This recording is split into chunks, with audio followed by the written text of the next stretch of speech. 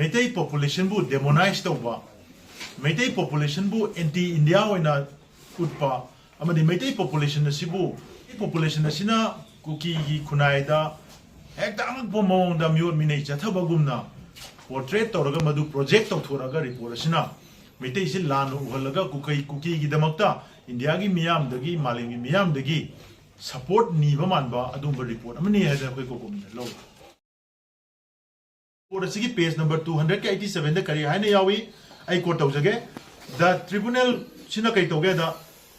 tribal population, Mana, the tribunal manipulates Mana Kai, tribal population, Zemana generalized over. Kamana generalized over Haikanda,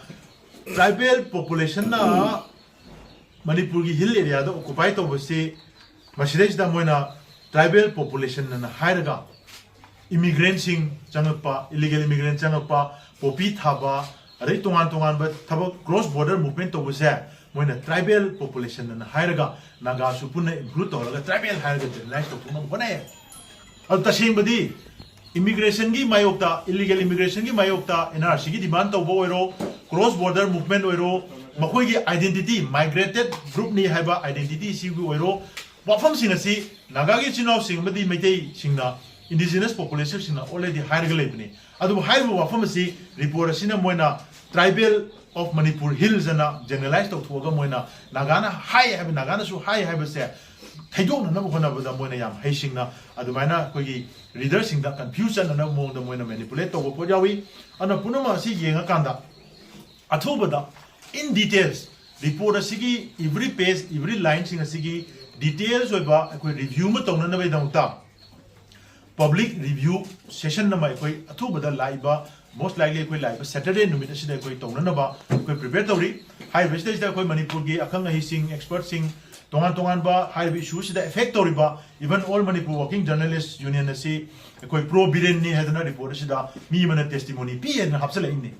irang asigi matang da palak matam da arambai tengol amadi meiteli punji yam toina panba P. Satruka Modra Marisida, Ayam by Nakan, P. Sam the Gitadana, Arambai Tango Metal Punjamoina Pale. Adu, Iran Sigi, Asonakan Saita, Iran Sida Kulai, Guide Puran of Mapan the Gi, Puran the Gi, Pusalaki Kurai Mama, Season Raga Americana Sabaman, Sabakulai, Mama Pagatana Legraba, Kulai singer to Season Raga, Kapo Kiba, Torokiba Mayamado, Adu Wapam singers in Amatapanda, report Sida. Aduga, Sumnagi, Makoina Tampatana, Metegi, Kulai Paiba. Aku can hosting na dominator or control toxin rare. Aduga chingdana Kuki Gi Nupising. Aduga Kuki student organization na control Torena. Hairaga ITLF Gumba, Kotu Gumba, Kuki Inpi Gumba, Kuki Joe Council Gumba. Hotel Irang is the Mang Targa Porpranta, Tabak Toriba, Adumba Kangu, Mayamasa, Masisina reports them the Palatam. Makoising said, Kantuaga Tamnabagi, Matang the reports in a Honorapa. Aduna Haiba, Sigi Portsing as number of Warakanda, Chin Kuki Gi, arm group sing Palataba, Makogi spokesperson, Irang Asilo Shanana Wanabada, Silent Hokipna,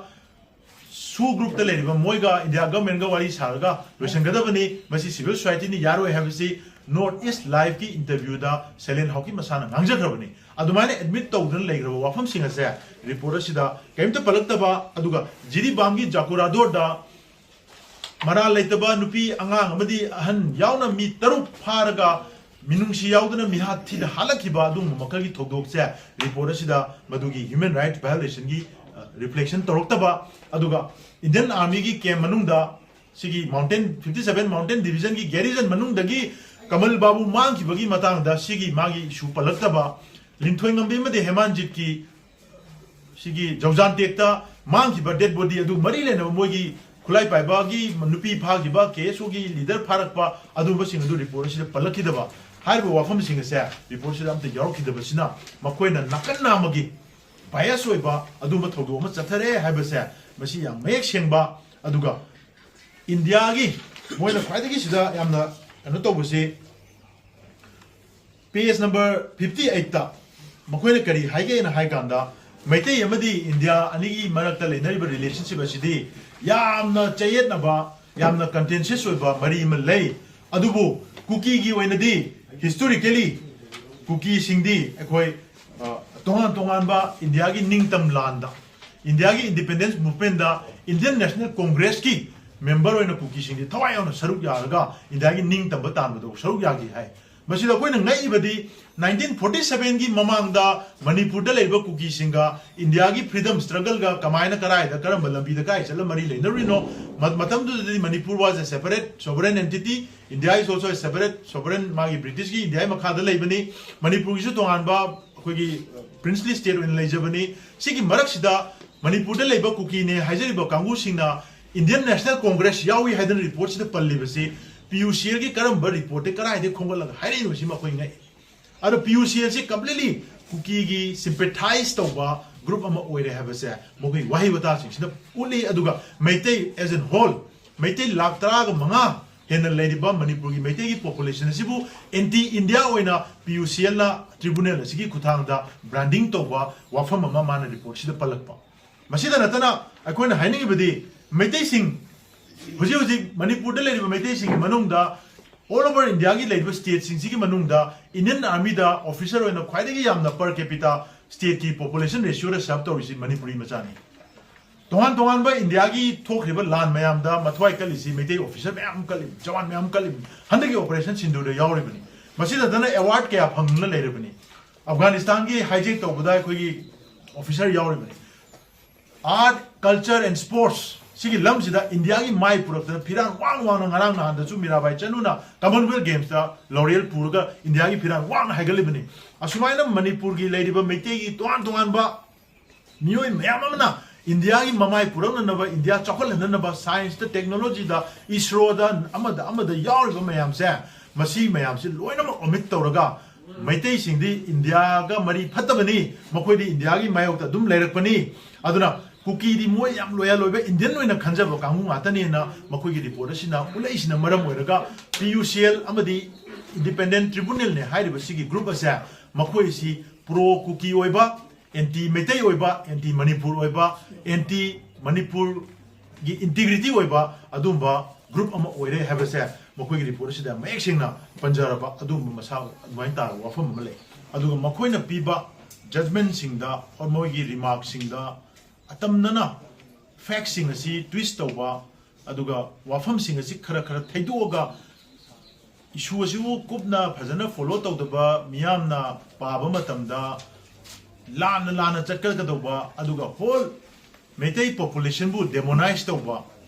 Meitei population bu anti India oina utpa amadi Meitei population asibu Meitei population asina Kuki gi kunaida Ekdang pomong da mute mine chataba gumna portrait tawraga madu project tawthoraga report asina Meitei sil lan uhalaga Kuki gi damakta India gi miyam dagi maling gi miyam dagi support niba manba adumba report amani hada koi COCOMI lo adu haiba masigi report ase ihan hanba matada COCOMI gi maike dagi masi completely reject tawi haiba tribunal asina phong riba report ase COCOMI amadi Manipur miyam na masi reject tawi haiba sima koi hanba position thamjade Haiba masigi report ase masi tribunal gi report natte masi judgement natte reconciliation gi attempt natte peace purana naba initiative su natte masi di ekoi propaganda document ama khagni karma makhagi propaganda no haiba kanda separatist group mayam na endorse tawba moina project tawpa Manipur gi lam thugai raga separate Kuki land semba jalengam semba jogam semba adumba idea do yufam moiba separatist agenda dubu propagate tawba adumba propaganda gi adumba report amaka oirame habase yam mayek singna yawe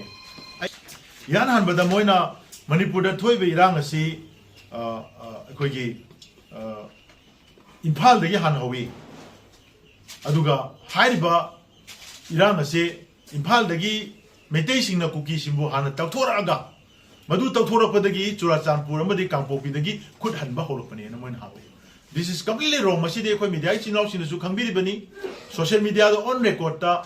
nusa saringai daylight matam da irang thui si torbung kangbai dani Churachandpur da chatpa rally gi miyam na torbung kangbai tam na la aga phawa choi khai da kangbai da leriba Meitei gi khun sing da changaga mai thaba mai ngachang na chakpa video koi miyam da ugrabani haiba video do na sum makhata na chathara kanda Imphal da di haiba matam adu da India gi vice president lakpagi Thorom Singh Tauba Mari Tongan Tongan Thorom Singh Toro Kanda Makalamatagi Loen Order Kai Bigi Pibum to Lady तबदो मिपुम खुदिम की mobile phone दा social media दा local की TV news channel सिंग दा कबोचाई खाई दा अदगी दे कोई तोबुम combine दा cookie की मियाम गा मेते नहा सिंग गा खुद थोंना बा युम मै थाबी मेते सिंग लान जेनर गा चेलक पगी रिपोर्ट फोंबदी होरे अदो हाई रिपोर्ट अदुगी रिटालिएशन होइना पेनद्रबा वीडियो सिंग अदु उरबा मियाम ना इम्फाल मनुंग दा कोना तमना थेंगा नुंदां वाइरम दा अखोई मियाम सिंग थोलप होबनी लंबी दा मसी डिजिटली रिकॉर्ड तौरगा लेरबा प्रूफ तौर पोर मखक्तो मधु ट्रिब्यूनल की PUCL की ट्रिब्यूनल रिपोर्ट असिना मथगा होना तैना थोगा इम्फाल दगी मेतैना कुकी सिंगु हाना तथोरपनी अदुगा मधुगी लमन और मखुद हनबो ओइना चुराचांपुम नि कांपोपीदा हलकपनी हैबसे मसी नंबर 1 डिस्टोर्शन ऑफ फैक्ट्स हाइब रिपोर्ट सिगी पेज नंबर 22 की अखोगी पैराग्राफ अदुगी मान हेडिंग दा डिफेक्टो एथनिक पार्टीशन हैदना डिफेक्टो एथनिक पार्टीशन हैदना मान हेडलाइन हम पी माना पीरिब हेडलाइन से करी हाइनिंग नो हाइ मतमदा डिफेक्टो एथनिक पार्टीशन हैबदी आइन की थ्रू द लेंगा लोन की वायन की मतुंगिना लेबाक से खाइदोंना दब तारगसु मसाना खाइदोगा लेरे हैदना हेडलाइन हम पीरगा मखादुदा माना रिपोर्ट से जस्टिफिकेशन पीबा अदुना मियाम की वखल अमदी माइंड मालेम की मियाम ने इंडिया मियाम उमतमदा ऑलरेडी मणिपुर से खाइदोंना लेरे माले हैबा सेंस म पीबा याननबा रिपोर्ट से मोइना पेज नंबर 90 की हेडिंग अमदा डिफेक्टो एथनिक पार्टीशन न पंजलम